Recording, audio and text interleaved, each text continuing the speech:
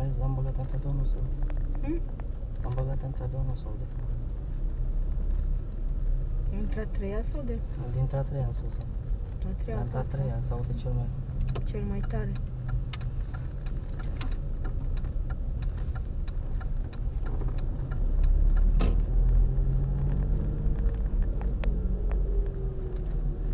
Că nu motorul, asta nu e. Nu de la motor. Cred că de la altceva. Da, dar orice ar fi costă bani, nu? Și acum permit maxim. Păi câți bani ai acolo? 2 milioane, dar e mulți acum să-i dau, au zis că trebuie să-ți iei papuci, trebuie să-ți iei... Da, să dracu de păpuci. Mai iau 2 milioane să plătesc cheltuielile și îți rămân 6, nu? Păi...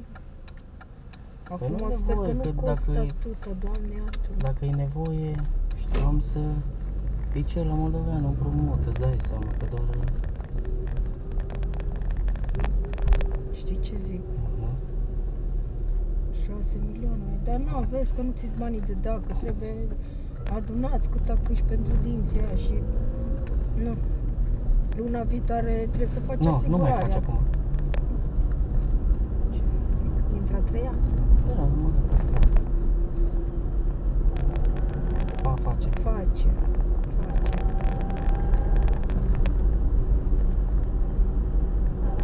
Dar numai când accelerezi face.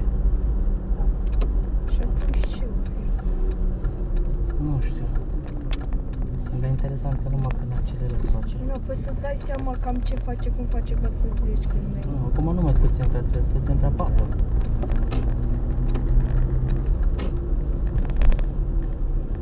Le știe, nu? Ce să zic? Nu știu ce să mai zic.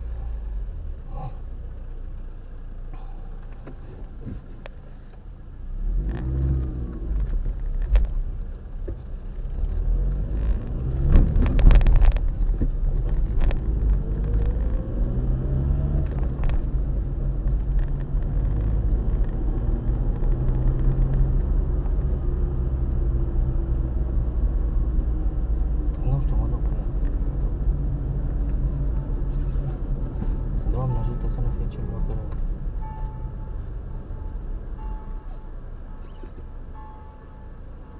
Dar vreau să mă uit la ceva.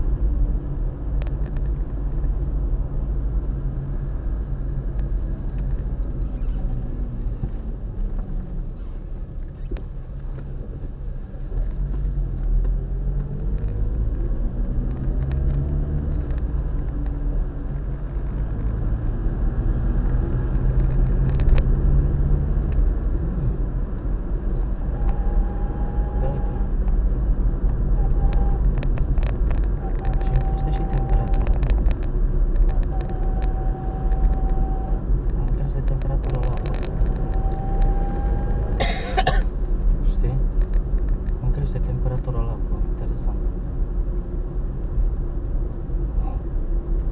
Acum nu creșteam. Face multe să vezi ce. Dar numai în vitezat. Da, înainte făceam ta 3, acum intră 4.